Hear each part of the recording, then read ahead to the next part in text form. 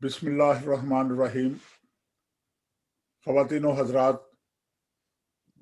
Urdu time TV UK और कारवान अदब बरतानिया की तरफ से खुश आमदीद। आज से हम एक नए प्रोग्राम का सिलसिला शुरू कर रहे हैं जिसमें उम्मत मुसलमा के लिए, चाहे वो अपने इस्लामी ममालिक में हों या खैर ममालिक, उनके मसाइल या उनकी जो ज़रूरतें हैं, जो उसके हवाले से जो सवालात जहन में गूंजते हैं, उन सवालात के जवाब के लिए इस सिलसिले में हमारे पास काबिल एहतराम दो हजरात मौजूद होंगे। जनाब डॉक्टर फ़ाहद हसन साहब हैं, जो लंकास्टर यूनिवर्सिटी में यूके में पढ़ाते हैं और इनका ताल्लुक पाकिस्तान से है, लाहौर से है, साहिब इल्म हैं। और दूसरे मेरे साथी डॉक्टर अब्दुल करीम शकूर साहब हैं, इनका ताल्लुक भी यूके से है। तो पहले प्रोग्राम के लिए जो आज का मौजू है, उस मौजू को छेड़ने से पहले या शुरू करने से पहले मैं एक बात बता दूं अपने दोस्तों को कि दोनों दोस्त अपने अपने ख्यालात का इजहार 5 या 6 या 7 मिनट तक आप मुकम्मल करेंगे। मैं आपको कुछ 30 सेकंड पहले बता दूंगा कि आप अपनी बात को ख़त्म कर लीजिए। फिर जो दूसरे साहिब हैं वो अपने ख्यालात का इजहार फरमाएंगे। बाद में एक ओपन डिस्कशन होगी। इस तरीके से हम इस प्रोग्राम को 20 मिनट से नीचे ख़त्म कर लेंगे। तो ख़वातीन व हज़रात, आज का मौजू है उम्मत मुस्लिमा के मसाइल का सबब या हल उलमा किराम हैं। तो मेरी दरख्वास्त है डॉक्टर फ़ाहद हसन साहब से कि आप इसके हवाले से क्या बात करना चाहेंगे। जनाब डॉक्टर फ़ाहद हसन साहब। बहुत शुक्रिया, मैं बहुत मशकूर हूँ मोहतरम साबिर साहब आपका और डॉक्टर अब्दुल शकूर साहब आपका कि इस खूबसूरत सिलसिला का आपने आगाज़ किया। कारवान अदब और उर्दू टाइम्स का ये अच्छा एक फॉर्मेट है जिसमें दो मुख्तलिफ नुक्ता नज़र को हम लोगों तक पहुँचा सकेंगे। जहाँ तक आज के मौजू का ताल्लुक है कि क्या उम्मत मुस्लिमा के मसाइल का हल उलमा कराम हैं या उम्मत मुस्लिमा के मसाइल का सबब उलमा कराम हैं। देखिए, हर शख्स का अपना नुक्ता नज़र है और मेरा इस पे नुक्ता नज़र ये है कि जिन अहबाब को या जिन साहिब फ़न लोगों को हम उलमा कराम या उलमा दीन का लेबल लगा रहे हैं, पहले तो इस बुनियादी तसव्वुर से ही मैं, डॉक्टर साहब आप ही के एक प्रोग्राम में आपने जिक्र किया था ला, तो मैं बुनियादी तौर पर उसी तसव्वुर की ला नफी करता हूँ कि क्या ये लोग, देखिए एक सिलेबस है जिसमें बहुत से लोगों को सर्फ, नहव, मंतक, फ़न हदीस, फ़न क़रात, फ़न तर्जमा, फ़न तफसीर और इल्मुर रिजाल जैसे बेहतरीन फ़नून से आरास्ता किया जाता है। ये बहुत खूबसूरत एजुकेशन है, सिलेबस है और इत्तफाक से हमारी सोसाइटी में, कम अज़ कम पाकिस्तान और सब कॉन्टिनेंट की सोसाइटी में, उन लोगों को जो ये सनद हासिल कर लेता है उसको उलमाए दीन या आलिम दीन का हम दर्जा दे देते हैं। इसमें मेरी गुजारिश ये है कि देखिए, इंग्लिश ज़ुबान में और उर्दू ज़ुबान में मुख्तलिफ मदारज हैं। मिसाल के तौर पे एक दर्जा है किसी के पास मालूमात का होना, फिर एजुकेशन, دیکھیے معلومات کا مطلب ہے انفارمیشن. اگر کسی شخص کے پاس انفارمیشن ہو تو we can say the person has the information, اس کے پاس معلومات ہیں. اب وہ نالجیبل ہے یا نہیں ہے یہ ایک مختلف درجہ ہے. یہ تھوڑی سی بات، اس کو یوں سمجھیے کہ تعلیم میں اور علم میں فاصلہ کتنا ہے. ہر صاحب علم جو ہے وہ تعلیم یافتہ ہوتا ہے، مگر ہر تعلیم یافتہ صاحب علم نہیں ہوتا، کیونکہ تعلیم حاصل کرنے سے آپ کو کسی فن کے اوپر دسترس تو حاصل ہو جاتی ہے.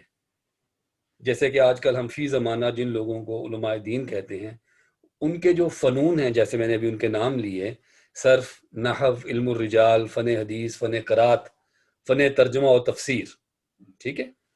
اب یہ وہ فنون ہیں جن کو یہ پڑھ کر ایک خاص درجے کی اسناد حاصل کر لیتے ہیں. میں ان احباب کو جو یہ تمام فنون پر دسترس رکھتے ہیں عالم کے درجے پر فائز کیوں نہیں سمجھتا. کیونکہ دیکھیے جو علم کا تعلق ہے وہ انسان کے لیے لازم ہے کہ اللہ کریم نے قرآن کریم کے سورہ اسراء میں غالباً آیت نمبر 67، 67، 11 اور 100 میں 100 میں انسانوں کی 3 بنیادی جبلی جسے کمزوریاں ہیں ان کا ذکر کیا.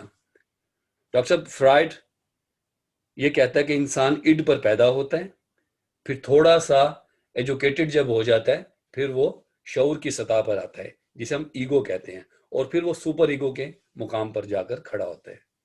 تو اس کو آپ یوں سمجھیے کہ ایک شخص نے جب تعلیم حاصل کر لی، ہونا تو یہ چاہیے کہ انسان کی جس 3 خوبیوں کا یا جبلی فطری کمزوریوں کا ذکر میں نے کیا، جو قرآن نے، مالک نے، خالق نے تخلیق کے بارے میں ذکر کیا، وہ اس طرح سے ہیں. بسم اللہ الرحمن الرحیم، سورہ اسراء، کہ وَكَانَ الْإِنسَانُ عَجُولًا، کہ انسان جلد باز ہے. پھر کہا سورہ اسراء کی آیت نمبر 100 میں کہ وَكَانَ الْإِنسَانُ قَطُورًا، کہ انسان تنگ دل ہے. اور پھر کہا کہ وَكَانَ الْإِنسَانُ كَفُورًا، کہ انسان بڑا ہی ناشکرا ہے. دیکھیے صاحب علم وہ شخص، میرا اپنا نقطہ نظر ہے کہ صاحب علم وہ شخص ہوگا جو کم از کم اپنی ان 3 فطری جبلی کمزوریوں پر قابو پا جائے. یعنی کہ اس کے اندر سے جلد بازی ختم ہو، اس کے اندر سے تنگ دلی ختم ہو، اور ناشکرا پن ہو.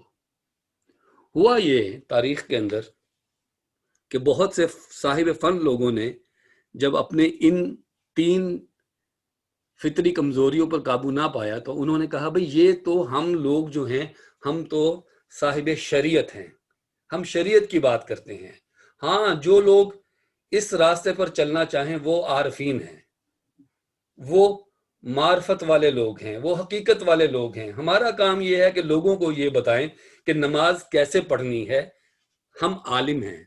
حضور گزارش یہ ہے کہ قرآن یہ کہتا ہے کہ بسم اللہ الرحمن الرحیم، ارأیت الذی یکذب بالدین فذلک الذی یدعو الیتیم. یعنی کہ آپ بظاہر نماز پڑھ رہے ہیں، آپ سجدہ میں جا رہے ہیں، آپ رکوع کر رہے ہیں، مگر آپ کی نمازیں آپ کے منہ پہ مار دی جاتی ہیں. فذلک یدعو الیتیم، اگر آپ یتیم کے کھانے کا بندوبست نہیں کرتے.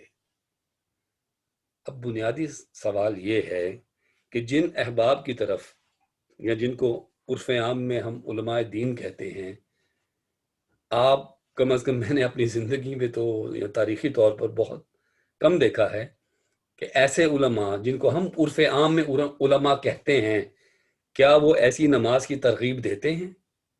کیا وہ ایسی نماز پڑھتے ہیں؟ اگر نماز پڑھنے کی اجرت لینی ہے تو پھر غالباً یہ وہ نماز نہیں ہے جس کی طرف رسول اللہ نے اشارہ فرمایا تھا کہ نماز کا کم سے کم درجہ یہ ہے کہ بندہ اللہ کو دیکھ رہا ہے، یا کم از کم اللہ بندے کو دیکھ رہا ہے. دیکھیے یہ ہے وہ نماز جب ہمارا دین کا پہلا رکن ہی مضبوط نہیں ہے. اور وہ لوگ جو نماز پڑھنے کی اجرت لیتے ہیں تو حضور مجھے یہ بتائیے وہ امت مسلمہ کے مسائل کا حل کیا دیں گے؟ کیا ان کے پاس وہ علمی استعداد ہے؟ کیونکہ میں جس چیز کو علم کہہ رہا ہوں یہ وہ روشنی ہے جس روشنی کے سامنے فرشتے سر بسجود ہوتے ہیں. کیونکہ ہمارا موضوع علماء ہے، اس لیے میں پھر قرآن ہی کا حوالہ دوں گا کہ بسم اللہ الرحمن الرحیم وعلم آدم الاسماء کلہا، اور اللہ تعالیٰ نے آدم کو اسماء کا علم دیا، تمام اسماء کا. اب جب یہ علم انسان کے اندر آیا، اللہ نے ودیت کیا، تو روشنی وہ نور اس کے اندر آیا. اب یہ کیسے ممکن ہے کہ نور بھی موجود رہے اور لالچ، ہوس، تنگ دلی اور جلد بازی کا اندھیرا بھی موجود رہے؟ اس لیے جناب میری گزارش، میرا نقطہ نظر یہ ہے کہ وہ تمام لوگ جنہیں ان کے صاحب فن ہونے میں کوئی میں بہت سے صاحب فنون کے پاس بیٹھا ہوں، بہت اعلیٰ فن ہے ان کے پاس، ایسی خوبصورت تلاوت کرتے ہیں کہ واہ واہ سبحان اللہ، نعت پڑھتے ہیں تو دل خوش ہو جاتا ہے. مگر جب ان کی ذاتی محفل میں جاؤ تو یوں لگتا ہے کہ نعت کے پیچھے جو بنیادی نقطہ نظر تھا یا بنیادی مقصد جو تھا وہ شاید چند روپے تھے یا بہت واہ واہ تھی یا شہرت تھی.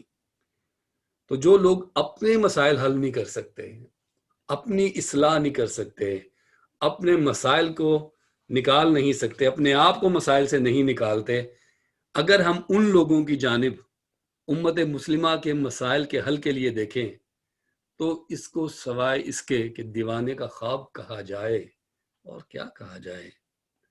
اور اگر جناب معذرت کے ساتھ، اگر ہو سکتا ہے بات بری لگے، اگر ان علماء کے پاس مسائل کا حل موجود ہوتا تو کم از کم پچھلے 1400 سال میں ہم ان فرقہ پرستی سے باہر نکل چکے ہوتے. آج امت مسلمہ میں شاذ و ناز کسی آدمی کو پوچھئے تو کوئی یہ کہے گا ہاں الحمدللہ میں مسلمان ہوں، وگرنہ جب آپ کسی سے بات کرتے ہیں مذہب کی تو منہ سے یہ نکلتا ہے کسی کے میں اہل تشیع ہوں، کوئی خود کو بریلوی گردانتا ہے، کوئی دیوبندی، کوئی وہابی اور کوئی اہل حدیث. اور اس پر بڑا مذاق یہ ہے کہ ہمیں یہ کہا گیا کہ یہ 4 امام تھے، امام ابو حنیفہ، امام مالک، امام حنبل، احمد بن حنبل اور امام شافعی. اس کے بعد غالباً علم کا دروازہ بند ہو گیا. اگر علم کا دروازہ بند ہو چکا ہے اور نیا علم نہیں آنا تو پھر آپ عالم کیسے نئے آئیں گے؟ تو اس لیے بنیادی نقطہ یہ ہے کہ اگر علماء ہی موجود نہیں ہیں تو ہم ان سے مسائل کا حل کیا تلاش کریں گے؟ اور اگر آپ مجھے اجازت دیں تو میں صرف سب کانٹیننٹ پاک و ہند کی بات کرتا ہوں، جہاں پر معروف پیمانے پر کچھ مذہبی جماعتیں ہیں جنہوں نے یہ دعویٰ کیا کہ ہم امت مسلمہ کے مسائل کا حل آپ کو مہیا کر سکتے ہیں. اب ان میں حالت یہ ہے کہ جب حسین احمد مدنی صاحب کا انتقال ہوا تو غالباً ان کے صاحبزادے، ہم بات کرتے ہیں خلافت کی، اور ملوکیت کا عالم یہ ہے کہ جمعیت علماء ہند میں جو سربراہ وفات پاتے ہیں ان کے بعد ان کے بیٹا صاحب. پاکستان میں بھی ایسے اگر آپ دیکھیں تو جمعیت علماء اسلام کے اندر ٹھیک ہے، جب غالباً مفتی محمود خان صاحب وفات فرمایا رحمۃ اللہ علیہ، اللہ ان کے درجات بلند کرے، تو ہمارے سر پر مولانا فضل الرحمان مسلط ہوئے. اسی طرح جمعیت علماء پاکستان کے شاہ احمد نورانی صاحب کا انتقال ہوا، خوبصورت انسان تھے، بڑے اچھے تھے اپنے فن میں، تو انس نورانی صاحب تشریف لے آئے. احسان الہی ظہیر، اللہ تعالیٰ ان کی شہادت قبول فرمائے، ان کا رحلت ہوئی، ان کی شہادت ہوئی، تو اس کے بعد ابتسام الہی ظہیر صاحب تشریف لے آئے. لیکن دعویٰ ہمارا یہ ہے کہ ہم خلافت کے دعوے دار ہیں، ہم دعویٰ یہ ہے اور انتہا یہ ہے کہ ہم ملوکیت در ملوکیت کے ہم غلام ہیں. تو اس لیے آج کے اس پروگرام کے توسل سے میرا تو یہ نقطہ نظر ہے کہ امت مسلمہ کے مسائل کا حل علماء کے پاس نہیں ہے، بلکہ جن لوگوں کو ہم علماء کہتے ہیں، کیونکہ یہ ایک معروف وہ بن چکی ہے ٹرمینالوجی، اس لیے کہنا پڑتا ہے، ورنہ میں تو ان کو صاحب فن کہتا ہوں. ان کے پاس مسائل کا حل نہیں ہے، بلکہ وہ خود مسائل کا سبب ہیں. تھینک یو ڈاکٹر فہد صاحب. ایک بات آپ کی بات کو ساتھ لیتے ہوئے کہ جیسے حضور صلی اللہ علیہ وسلم کی حدیث، 2 حدیث ہیں علم کے حوالے سے کہ علم حاصل کرو خواہ تمہیں چین جانا پڑے، جی، اور دوسری ہے کہ علم حاصل کرو ماں کی گود سے لے کر قبر تک. اب اگر قبر تک ہم نے علم حاصل کرنا ہے تو درمیان میں علامہ کیسے بن سکتے ہیں؟ ارے علامہ کی تو اب بات چھوڑیے. ایک شخص مولانا ہوتا ہے، کچھ عرصے بعد خود ہی وہ اپنے آپ کو علامہ کے رتبے پہ فائز کرتا ہے، پھر وہ کچھ دن بعد کہتا ہے اب میں شیخ ہو گیا ہوں، پھر کہتا ہے میں شیخ الاسلام ہو گیا ہوں. شیخ الاسلام. تو حضور اس طرح تو نہیں ہے نا. اور دوسرا یہ ہے کہ جو جوتشی ہوتے ہیں ان کو بھی ہم علامہ کہتے ہیں. ان کے پاس بھی تو فن ہے. جی ہاں، فنون ہے، فنون کے طور پہ آپ مانتے. تو میں تو کیونکہ اس میں ایز اے میزبان کی حیثیت سے نیوٹرل ہوں، تو آپ کی رائے کے ساتھ جو میرا خیال ہے وہ میں نے بیان کر دیا. اور اب ایک اور واقعہ ہے، وہ واقعہ میں پورا بیان نہیں کروں گا، پھر ڈاکٹر صاحب کا ٹائم ہے. آج پہلا پروگرام ہے خواتین و حضرات، تو اس میں ہو سکتا ہے کہ وقت 1-2 منٹ آگے پیچھے ہو جائے تو معاف کیجیے گا. کہ وہ جیسے رومی صاحب کا واقعہ ہے کہ مولوی ہرگز نہ شد مولائے روم. تربیت کے حوالے. ہاں، تربیت کے حوالے سے تبھی وہ عالم بنے گا نا. مولوی ہرگز نہ شد مولائے روم، خوبصورت بات ہے. تا غلامی شمس تبریزی نہ شد. تو خواتین و حضرات، اب حل علماء کرام ہیں ڈاکٹر عبدالکریم شکور صاحب. بہت شکریہ صابر رضا. ڈاکٹر فہد صاحب، بہت ہی مدلل گفتگو، بہت ہی اچھے پیرائے میں اور بہت ہی تسلسل کے ساتھ، اور ایسا لگا کہ واقعی ایک ایسے شخص کی بات ہم سن رہے ہیں جس کو اپنے ہر لفظ پر قابو بھی ہے اور اس کے پاس علم بھی ہے کہ وہ بات کر سکے اس موضوع پہ. بہت شکریہ ڈاکٹر صاحب آپ کا. ڈاکٹر فہد صاحب کے 3-4 جو پوائنٹ تھے ان پر بھی میں بات کروں گا، جس میں ایک ہے اجرت، دوسرا ہے فرقہ پرستی، اور تیسرا ہے ملوکیت اور خلافت والی جو بات ہے، اس پہ میں اپنے دلائل دوں گا، کوشش کروں گا. سب سے پہلے مجھے، کیونکہ ڈاکٹر فہد صاحب جو ہے ان کا دین کے حوالے سے علم بھی زیادہ ہے، ان کا تجربہ بھی زیادہ ہے، ان کی نظر بھی وسیع ہے. میں تاریخ کا طالب علم ہوں بنیادی طور پر، تو میں تاریخ کے حوالے سے بات کروں گا کہ ہندوستان میں جب انگریز آئے تھے تو سب سے زیادہ خوف انہیں جس بات کا تھا وہ لفظ تھا مولوی.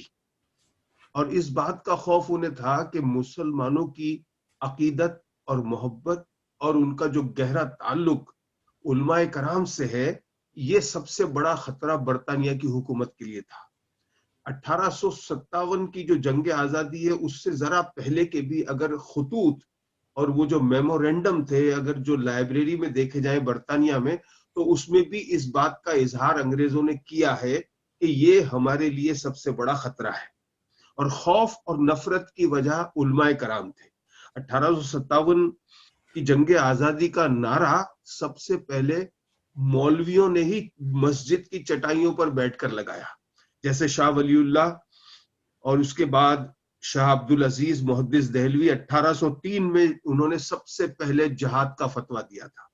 1831 میں سید احمد شہید اور شاہ اسماعیل شہید کی تحریک بھی مسجد سے ہی اٹھی، اور بعد میں اس کی قیادت مولانا نصیر الدین دہلوی صاحب نے کی جو 1840 میں وفات پا گئے، اور اس کے بعد مولانا ولایت علی عظیم آبادی اور ان کے بھائی عنایت علی عظیم آبادی نے اس تحریک کو آگے بڑھایا. مولانا احمد شاہ مدراسی، مولانا رحمت اللہ کرانوی، کئی نام ہیں، گزر جائے گا نام ختم نہیں ہوتے.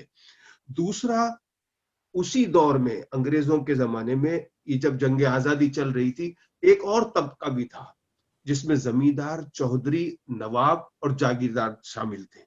یہ وہ لوگ تھے جنہوں نے ٹکے ٹکے پر مجاہدین کو انگریزوں کے ہاتھوں فروخت بھی کیا، اور آج انہی کی اولادیں پاکستان میں حکومتوں میں بھی شامل ہیں اور رہی ہیں۔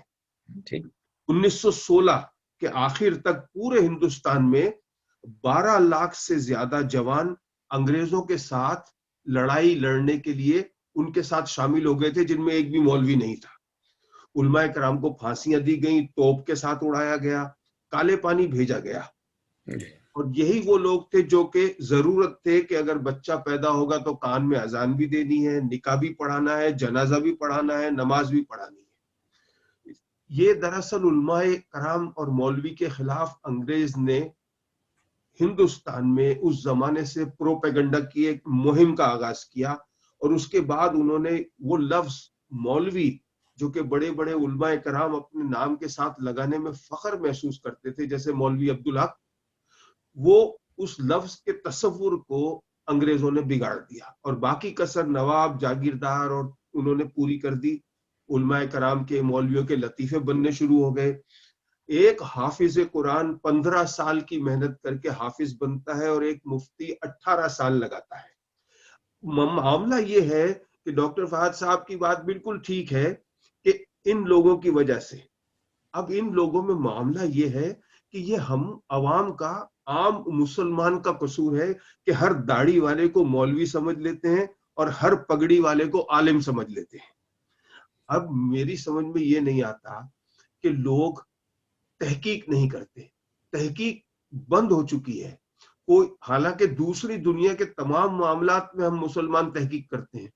اگر ایک مسلمان پاکستان سے یہاں آتا ہے شادی کر کے برطانیہ میں، اور اگر اسے انگلش نہیں آتی ہے، وہ جب بھی آسڈا یا ٹیسکو وغیرہ گروسری لینے جاتا ہے، سبزی لے لے گا، فروٹ لے لے گا جو چیز نظر آ رہی ہے، مگر جیسے ہی وہ اس سیکشن میں جائے گا جہاں چاکلیٹ، سویٹس یا ڈبوں میں بند سبزیاں یا مچھلی ہے، وہ چونکے گا، وہ نہیں لے گا۔ اسے پرابلم یہ ہوگی میں انگلش پڑھ نہیں سکتا، ہو سکتا ہے اس کے اندر کہیں جیلیٹین نہ ہو، یہ کہیں حرام اس میں نہ ہو، وہاں وہ چونکے گا۔ لیکن دین کا معاملہ پوچھنے کے لیے وہ داڑھی والا، پگڑی والا پہنچ جائے گا۔ بھائی وہاں بھی تحقیق کر، اپنے مسائل کا حل وہاں سے لے جہاں سے مل سکتا ہے۔ اگر اسے دوائی خریدنی ہے، پیراسیٹامول، وہ گاڑی کے شو روم میں تو نہیں جاتا لینے۔ اگر اسے جوتے خریدنے ہیں تو وہ سبزی کی دکان میں نہیں جاتا، وہاں پہ وہ ٹھیک ہے۔ اب ایک محلے میں اگر ایک ڈاکٹر ہے اور وہ نیک ہے، ایماندار ہے اور اچھے طریقے سے علاج کرتا ہے، اسی محلے میں ایک عطائی ڈاکٹر بھی بیٹھا ہے، ایک جعلی پیر بھی بیٹھا ہے اور ایک جعلی حکیم بھی بیٹھا ہے۔ اب اگر لوگ اس ڈاکٹر کے بجائے ان کے پاس جا رہے ہیں تو اس میں اس ڈاکٹر کا کیا قصور ہے؟ تو اس میں سب سے پہلی چیز جو میں سمجھتا ہوں کہ یہ بات بالکل طے شدہ ہے کہ علماء حق بھی موجود ہیں اور علماء سو بھی موجود ہیں۔ علماء دین میں ویسے بھی لوگ ہیں جو جعلی ہیں اور جن کے پاس کوئی نہ سند ہے اور نہ ہی انہیں کوئی اس بات کا حق ہے کہ وہ کھڑے ہو کر لمبی لمبی تقریریں کریں، لوگوں کو بدظن کریں اور باہمی نفرت پھیلائیں۔ لیکن اگر عوام میں شعور نہیں ہوگا تو وہ ان لوگوں کا کاروبار چلتا رہے گا۔ جب تک عوام خود، قرآن حکیم میں لکھا ہے، ڈاکٹر فہد صاحب بالکل اس کی گواہی دیں گے، انہوں نے پڑھا ہے اور تجربے کے ساتھ ان کا علم ہے کہ قرآن جو ہے وہ غور و فکر کی کتاب ہے، ہدایت کی کتاب ہے۔ غور و فکر کرو، اس میں غور و فکر نہیں ہو رہا۔ اگر غور و فکر کریں تو انہیں پتا چلے کہ اس میں کیا لکھا ہے۔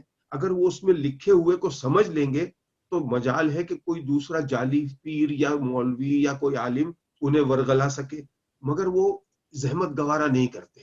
دنیا کے سارے علوم جو ہے وہ پڑھ لیں گے، لیکن اور پھر اس کے بعد دلیل یہ دی جاتی ہے کہ دنیا کے علوم ہیں تو اس کے بعد اسی سے ہمیں طاقت اور ترقی اور قوت ملے گی۔ میری سمجھ میں یہ نہیں آتا کہ جس وقت آپ یہ دیکھیں کہ یہ اگر کہتے ہیں دنیاوی علوم ہیں، تو یہ دنیاوی علوم اتنے تھے پورے یورپ میں، اس کے باوجود بھی یورپ پر دولت عثمانیہ کی حکومت قائم تھی۔ تو وہ علوم کہاں تھے اس وقت؟ یہ علم جو ہے وہ صرف قرآن کا علم ہے، حدیث کا علم ہے۔ اس کے علاوہ باقی سب لوگوں کی رائے ہے جو بدلتی رہتی ہے۔ کل سائنس کچھ اور تھی، آج کچھ اور ہے۔ دنیا کے سارے علوم بدلتے رہتے ہیں۔ تو اس لیے وہ علوم نہیں ہے, وہ لوگوں کی رائے ہے. آئیے اس بات کی طرف چلتے ہیں. اجرت. سوال یہ ہے کہ اگر ایک شخص جو ہے وہ ذرا سا بھی کسی کا کام کرے گا, وہ اس کی اجرت لیتا ہے, اسے اپنا گھر چلانا ہے. اس میں بعض اوقات مثالیں دی کچھ لوگوں نے کہ نبی پاک صلی اللہ علیہ وسلم کے زمانے میں جو تھے وہ اصحاب صفا غالباً جہاں وہ بیٹھ کے دینی تعلیم دیا کرتے تھے, تو وہ اجرت نہیں لیتے تھے, اور ایک دفعہ کسی نے کچھ دیا تھا تو وہ واپس بھی کر دیا گیا تھا. اس کی وجہ یہ تھی کہ اس زمانے میں ان کے کھانے پینے کا خیال دوسرے مسلمان رکھ رہے تھے. اگر آج ایک مولوی مسجد میں بغیر پیسے لیے نماز یا قرآن شریف پڑھائے, اس کے کھانے پینے کا خرچہ کون دے گا؟ اس کے بل اگر کوئی بھر دے تو وہ مفت میں پڑھائے گا. دوسری بات جو ہے وہ فرقہ پرستی اور مسلک کی ہے کہ اس میں عوام کا, مسلمانوں کا یہ قصور ہے کہ انہوں نے اس مسئلے کو سمجھا ہی نہیں ہے. 4 امام اور یا 5 امام, امام جعفر صادق رحمۃ اللہ علیہ, اور اس کے بعد 4 امام جن کا ذکر کیا ڈاکٹر فہد صاحب نے, انہوں نے وہ مختلف علاقوں سے آئے تھے, مختلف علاقوں میں وہ گئے اور انہوں نے وہاں کے حساب سے اپنی فقہ کو ترتیب دیا, اور وہاں کے لیے انہوں نے قانون بنایا کہ یہاں پر اگر یہ ہے, جیسے امام شافعی اور امام ابو حنیفہ کے درمیان عصر کی نماز کے وقت میں تھوڑا سا اختلاف ہے. بالکل اختلاف کہاں نہیں تھا؟ حضرت ابو ہریرہ رضی اللہ عنہ اور حضرت عائشہ صدیقہ رضی اللہ عنہ کے درمیان اس بات پہ بھی اختلاف رہا کہ گرم روٹی یا گرم کھانا کھانے سے وضو ٹوٹ جاتا ہے. تو اختلاف تو پہلے بھی رہا, کئی چیزوں پر اختلاف رہا, لیکن ان میں آپس میں محبتیں بھی تھی, وہ ایک دوسرے کا احترام کرتے رہے ایک دوسرے کے خلاف. مگر آج کے جو ایسے جعلی اور علماء سو ہیں, وہ ان باتوں کو لے کر لوگوں کو انہوں نے تقسیم کر دیا ہے. یہ جو مسلک ہے, یہ مسلک اگر کوئی شخص ہے, اگر اس کو سب سے پہلے یہی کہنا ہے کہ میں مسلمان ہوں, میں امام ابو حنیفہ کو فالو کر رہا ہوں, ان کا فقہ مجھے سمجھ میں آتا ہے, جبکہ یہاں تک میں سمجھتا ہوں آسانی ہے کہ جس فقہ میں آپ کو آسانی لگتی ہے آپ اس کو فالو کر سکتے ہیں. اس کے بعد جو وہ والا پوائنٹ ہے ملوکیت کا, کہ ایک عالم دین کے بعد اس کا بیٹا, اس کا میرے ذہن میں یہ ہے, جو میرا خیال ہے کہ ملوکیت یا خلافت کا معاملہ اس وقت آئے گا جب برسر اقتدار یا حکومت کی بات ہو. یہاں پر اگر ایک عالم دین کے مرنے کے بعد اس کے بیٹے نے وہ جگہ سنبھالی ہے, تو اس میں وہ حکومت تو کر ہی نہیں رہا, نہ ہی وہ کسی کے اوپر حاکم ہے. تو وہاں یہ لفظ ملوکیت یا خلافت کی میں بات کو نہیں مانوں گا. میں یہ مانوں گا کہ ہاں, یہ ہو سکتا ہے کہ انہوں نے جانبداری سے کسی نے کام لے کر اپنے بیٹے کو بٹھا دیا, لیکن اگر اس کا بیٹا واقعی اتنا عالم ہے کہ وہ اس گدی کو سنبھال سکتا ہے تو اس میں حرج بھی نہیں ہے. تیسری بات یہ ہے کہ اختلافات جو ہیں علماء کرام کے درمیان ہیں, اس میں کوئی شک نہیں ہے. اختلافات ڈاکٹروں کے درمیان بھی ہیں, سیاست دانوں کے درمیان بھی ہیں, کاروباری حضرات کے درمیان بھی ہیں. اختلاف کہاں نہیں ہے, ہر شعبے میں اختلافات ہیں. تو اس میں بھی اگر اختلافات ہیں, مگر ان اختلافات سے اگر علم کی روشنی پھیلتی ہے تو یہ صحیح ہے اختلاف. لیکن اگر اس سے فساد پھوٹتا ہے, نفرتیں بڑھتی ہیں, تو پھر یہ صحیح نہیں ہے. بہت بہت شکریہ ڈاکٹر عبد الکریم شکور صاحب. ڈاکٹر صاحب, آپ کی باتوں میں ایک سوال ابھرتا ہے. ہاں, آپ نے فرمایا ہے کہ کیونکہ ان کے پاس کوئی سلطنت نہیں ہوتی, کوئی حکومت نہیں ہوتی ہے, لیکن ہم نے دیکھا ہے کہ علماء کرام میں ان کی ایک چھوٹی سی حکومت تو ضرور ہوتی ہے. وہ کوئی بھی اختلاف رکھتے ہوں کسی اور فقہ سے اور ایون حکومت سے, تو وہ اپنے بچوں کو حکم دیتے ہیں جو ان کے پاس طالب علم ہوتے ہیں کہ باہر نکلو اور احتجاج کرو. تو چھوٹی سی حکومت تو انہوں نے بنا رکھی ہوتی ہے, وہ تو اسٹیٹ کے اندر اسٹیٹ بنانے کے قائل ہو چکے ہیں. تو آپ دیکھیں نا, ایک بات یہ ہے نا, آپ دیکھیں سیاست میں موروثی سیاست ہے, ڈاکٹر اپنے بیٹے کو ڈاکٹر بنا رہا ہے. کو حالات حاضرہ میں کوئی ایک آدھ مثال دے دیں کہ جتنے علماء کرام ہمارے ہو گزرے ہیں, عطا اللہ شاہ بخاری رحمۃ اللہ علیہ کے بعد آ کے ان کی اولاد میں اس پائے کا کچھ عالم ہے, یا مولانا مفتی محمود صاحب کے اولاد میں سے, اولاد ان کی تو کئی اولاد ہیں نا, کتنے بچے ہیں, ان کی اولاد میں سے کوئی ویسا صاحب شریعت साहब इल्म मौजूद हैं। जो शाह पुरानी रहमतुल्लाह अलैह, जी, आपकी बात ठीक है, अंडरस्टैंड, तो नहीं यानी कि उन जैसा है इल्मी इस्तेदाद की बात हो रही है। इल्मी हवाले से, क्योंकि मैं किसी 1% भी कम नहीं मानता। जो अमाम होता है, अमाम को सुन्नत मोहम्मदी सल्लल्लाहु अलैहि वसल्लम पूरी अदा करनी होती है, 100%। 99 को भी नहीं मैं मानता। अब चलें जी, आप ओपन गुफ्तगू है, एक एक करके बात करें। मैं तो सिर्फ मेजबान हूं, मैं तो सिर्फ सुनने वाला हूं जनाब। नहीं, मेरा ये कहना है कि जहां जहां उलमाए दीन ने अगर जानिबदारी से काम लेते हुए और किसी मखसूस वजह से अपनी औलाद को आगे कर दिया, वो गलत है। अगर उसके पास वाकई इल्म है और वो संभाल सकता है उस गद्दी को, तो फिर उसमें ठीक है, उसमें कोई हरज नहीं है। एक तो ये बात हो गई। दूसरी बात ये है कि आप देखें कि वाकई हमारा जो मुल्क है पाकिस्तान, उसकी मिसाल ले लें कि अगर पाकिस्तान के मुसलमान, अगर आप उनका सर्वे करेंगे ना कि भाई आपको इस्लामी निजाम में हुकूमत चाहिए या आपको दूसरा ये जमहूरियत या जो भी कुछ है चाहिए, तो 90% जवाब देंगे इस्लामी हुकूमत चाहिए, ठीक है ना। लेकिन जब कोई इस्लामी जमात इलेक्शन में आएगी ना, तो उसमें कोई एक भी नहीं जीतता, वो वोट नहीं देते उनको। इसकी एक वजह है। इसकी वजह जो है वो ये है, इसकी ये वजह नहीं है कि उलमाए कराम खराब हैं या गलत हैं या वो कुछ और में इसलिए उनको वोट नहीं मिलता। मुसलमान पाकिस्तान का आज, मैं साफ यानी कैटेगोरिकली आपको बता रहा हूं, इस बात के हक में है कि इस्लामी निजाम आए, लेकिन उसको अंदर से एक खौफ है साबिर रजा।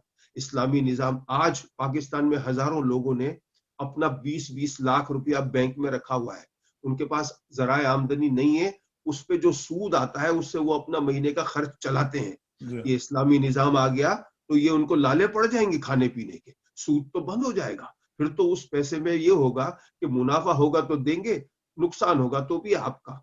मुनाफा कब होगा? वहां ऐसे करप्ट बैठे हुए हैं इसमें, फाइनेंस में, मुनाफा होने देंगे? वो कभी नहीं होने देंगे। तो ये कई चीजें हैं वहां, कई ऐसे कारोबार और काम चल रहे हैं लोगों के कि जो अगर इस्लामी निजाम आ गया तो वो बंद हो जाएंगे, भूखे मर जाएंगे ये, इसलिए वो वोट नहीं देते।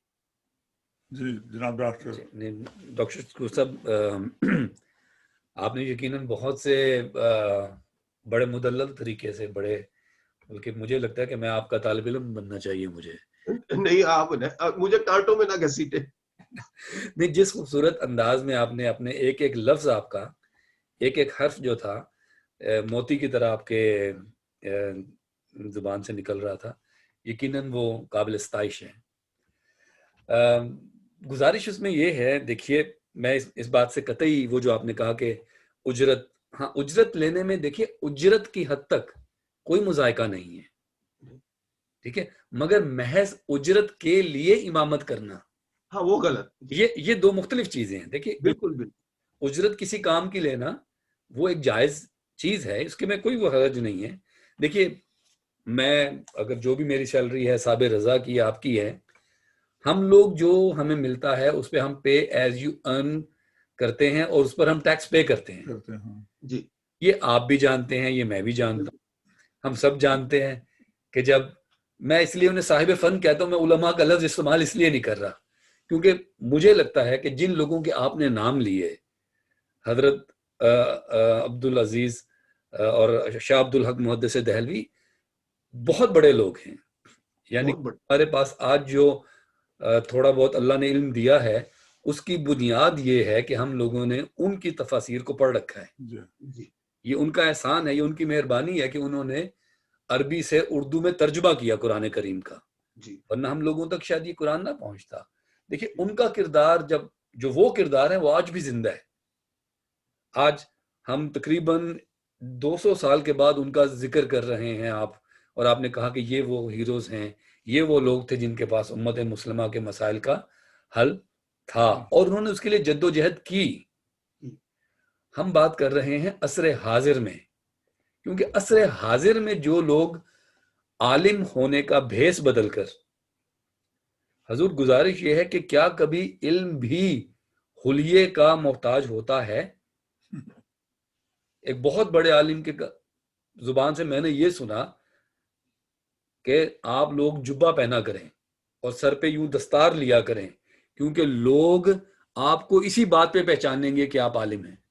یعنی کہ خدا کا واسطہ کیا حلیہ علم کا محتاج ہے؟ اگر تو حلیہ علم حلیے کا محتاج ہے تو پھر ایسے علم سے بہتر ہے کہ ہم بے علم رہ جائیں۔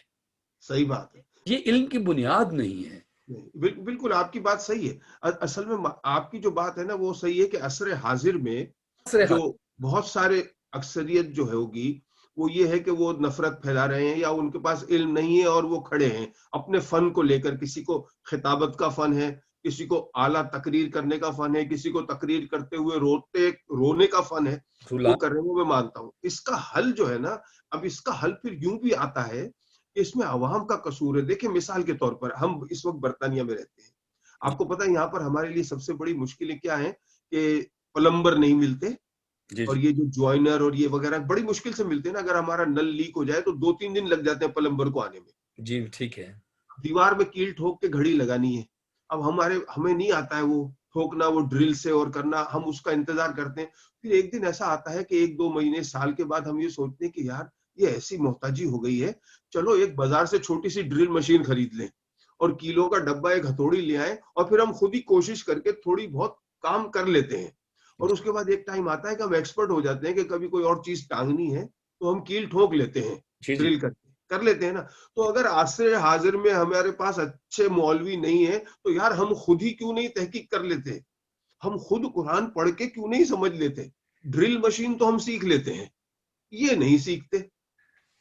ڈاکٹر صاحب گزارش یہ ہے، میں آپ کی بات سے بالکل متفق ہوں کہ عوام کا قصور ہے، مگر صدیوں کی محنت کے بعد کچھ لوگوں نے، وہی جن کو ہم صاحب فنون کہہ رہے ہیں، خطابت کے فنون والے لوگ، دیکھیے ان کی روٹی روزگار اس سے منسلک ہے۔ ان لوگوں نے لوگوں کے اذہان میں، ذہنوں میں یہ بات بٹھا رکھی ہے کہ اگر وہ کیا ایک مٹھ لمبی داڑھی نہیں ہوگی تو نماز نہیں ہوگی، ٹھیک ہے، اگر سر کے اوپر پگڑی نہیں ہوگی تو نماز نہیں ہوگی، اگر ٹخنوں سے اتنے انچ اوپر آپ کے جبہ نہیں ہوگا تو نماز نہیں ہوگی۔ تو حضور یہ تصورات بڑی محنت، اب یہ مت کہیے عوام کا قصور ہے، مگر دوسری جانب ان صاحب فن لوگوں کے فن کا کمال بھی ہے، ہاں یہ میں مانتا ہوں، انہوں نے اپنے فن کے ساتھ یہ بات بالکل بٹھا رکھی ہے۔ یہ ہو رہا ہے، لیکن اگر یہ لوگ تحقیق کر لیں کہ اس زمانے میں ٹخنے سے اوپر اس لیے رکھا جاتا تھا کہ وہاں کیچڑ ہے، کہیں خراب ہو جائے گا، یا ٹخنوں سے اوپر رکھنا یہ تھا کہ لمبے لمبے لباس، ریشمی لباس غرور اور تکبر کی نشانی میں مانے جاتے تھے۔ تو اگر آج وہ ٹخنے سے اوپر ہے لیکن ہاتھ میں تو آئی فون 12 ہے، جی ہاں، وہ تکبر نہیں ہے؟ تو یہ چیزیں اگر بھائی زور سے آمین کہنا ہے، امام جب سورہ فاتحہ ختم کرے تو نماز ہوگی، اگر نہیں کہا تو ارے بھائی آپ تحقیق کر لیں، کبھی زور سے بھی کہا گیا، کبھی آہستہ سے بھی کہا گیا، دونوں صورتوں میں۔ تو یہ فروعی معاملات جو ہیں ان کو پھیلا کر کچھ جعلی علماء کرام نے لوگوں کو بے وقوف بنایا ہوا ہے۔ اور آپ دیکھیں ایک بہت بہریش قسم کے 5 وقت کے نمازی ہیں، اب ان سے میں نے کہا کہ بھائی یہاں پہ جمعہ ہو رہا ہے، چلیں اس مسجد میں، بولے نہیں اس میں نہیں جا رہے یار۔ میں نے کہا کیوں؟ بولے وہ حلوہ پوری والوں کی ہے۔ بتائیے، ارے بھائی مسجد اللہ کی ہے۔ تو یہ ایسی چیزیں جب عوام کرنے لگے تو پھر ان علماء دین کو تو جو ہے زیادہ محنت کی ضرورت ہی نہیں ہے جو جعلی ہے، ان کو تو پتا ہے کہ یہ 1 منٹ میں میرے پیچھے تقلیدی ہو گئے ہیں لوگ، تحقیقی نہیں رہے۔ تحقیق آپ دیکھیں، مثال لے لیں آپ، مثال کے طور پر حضرت سلمان فارسی رضی اللہ عنہ ایران میں آتش پرست تھے، مگر انہوں نے کہا کہ جس آگ کی پوجا کرتے ہیں وہ تو بجھ جاتی ہے، تو حق کی تلاش ہے۔ عیسائی بن گئے، راہب کے ساتھ رہے، وہاں بھی حق نہیں ملا، سکون نہیں ملا، تو راہب مرنے لگا۔ تو راہب سے کہا کہ اب میں کیا کروں، آپ تو مر رہے ہیں۔ تو پھر انہوں نے کوئی نشانیاں بتائی، وہاں جاؤ حق کا پیغمبر آنے والا ہے۔ تو پھر وہ غلاموں کے ساتھ، یہودی کچھ ہے تاریخ میں، مدینہ پہنچ گئے تھے اور نبی پاک صلی اللہ علیہ وسلم کا انتظار کیا۔ یعنی حق کے تلاش میں، تحقیق میں انہوں نے اپنا گھر بار چھوڑا، یہ سب چھوڑ کے گئے۔ دوسری مثال مہاتما بدھ کی آپ لے لیں، ان کی تعلیمات صحیح ہیں یا نہیں اس سے آج ہم بحث نہیں کر رہے. ایک مثال کے طور پر کپل دیو کا شہزادہ، خوبصورت بیوی، 6 ماہ کا خوبصورت بچہ، کھڑکی سے دیکھ رہا ہے مہاتما بدھ کہ کوئی مر رہا ہے، کوئی لنگڑا ہے، کوئی لولا ہے، یہ ایسا کیوں ہے؟ اس تلاش میں اس نے اپنا محل چھوڑ دیا. آپ سوچیں، ایک محل میں آسائش سے وہ رہ رہا ہے اور جا کے درخت کے نیچے بیٹھ گیا ہے. تو تلاش یعنی تحقیق. تو یہ تحقیق جو ہے یہ ہم مسلمانوں میں سے ختم ہو گئی ہے، اور اس کی وجہ ہے خلافت عثمانیہ کے دور کے بعد سے.